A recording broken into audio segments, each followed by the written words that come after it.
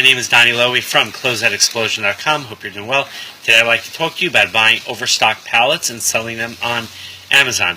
So you can't necessarily sell a whole pallet on Amazon, but what you can do is you could put it up as a wholesale lot. If you go on Amazon now, you're going to see there are wholesale lots available for sale. And the other thing you can do is you could take the pallet and break it down into individual units and then list those units on Amazon. Now, there are a few ways you can do it. Let's start out, first of all, by buying the pallets and deciding which pallets we're going to buy for your Amazon sales. The first thing you want to do is you want to see which merchandise you feel confident in being able to sell on Amazon based on the popularity of an item, the sales rank of an item, the competition for an item, the reviews an item has. So let's say you determine that the best category for you to sell are baby supplies. And that's the best, category that you could come up with. Now, you're going to go out to the market and see if you can buy pallets of baby supplies. If you cannot find any pallets of baby supplies, you'll move on to a different category. Now, let's say you do find a pallet of baby supplies. Don't rush to buy it. You have to see what is your cost for the items, what percentage of the items might be damaged, so that you could see in reality what your final cost is per item. Look at the manifest to see what's available in that pallet.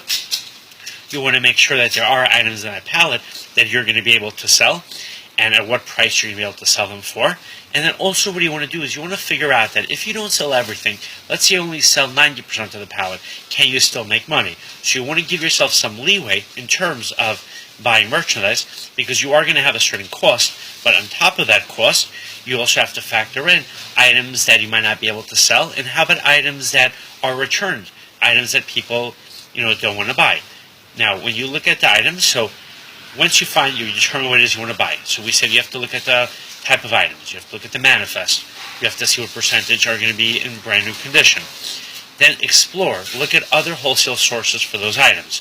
You might discover that the fastest selling items on Amazon might be baby supplies, but in reality you'll be making more money, even though you'll be selling at a slower pace, but you'll be making more money by selling books or by selling DVDs. So the key is you want to focus on pallets where you'll make the most money, and even if you have to spend maybe more time selling it, but if the net result gives you a bigger profit, it makes more sense to sell those items. Now, there are many places you can buy Overstock pallets. You can buy Overstock pallets directly from department stores. You can buy it directly from mass retailers. Many times you have to go through wholesalers that are already buying those pallets from the retailers. You can also go to websites like Stock. You can go to websites like liquidation.com. And you can also go to wholesalers and have them make a pallet for you. Let's say you go to a wholesaler, you come to my warehouse, you see all the different items that I have in my warehouse.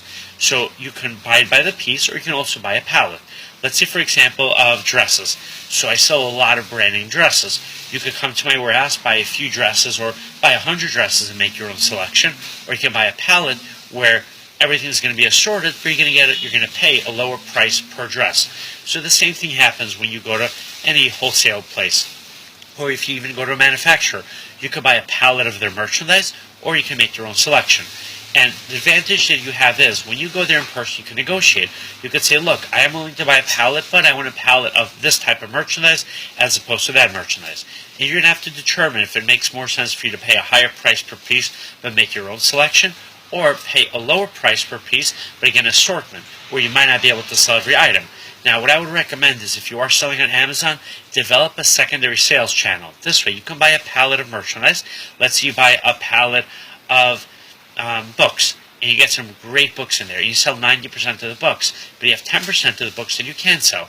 So if you have a secondary way to sell those books, you can still make money. You might sell them on eBay. You can sell them from your own store. You could go to a flea market. You can list them on Craigslist. You can list them through a free online classified site or through a publication that accepts free classified ads. But the key is, when you buy a pallet, try to have 2 or 3 different sales channels. This way you're able to sell more merchandise. You're not limited just to Amazon. Now, Amazon is a great way to do business. I have many people call me up, customers who sell on Amazon, so I know there's a lot of potential there. And what I would suggest, before buying too big of a pallet or buying too many pallets, start by testing out the market. I know one of the big benefits of doing business through Amazon is that you can either send the merchandise directly to the customer, or you can buy the merchandise and send it all to Amazon, Amazon will charge you warehouse cost. I think it's a monthly warehouse cost. I personally don't sell on Amazon, but I do have customers that do sell on Amazon.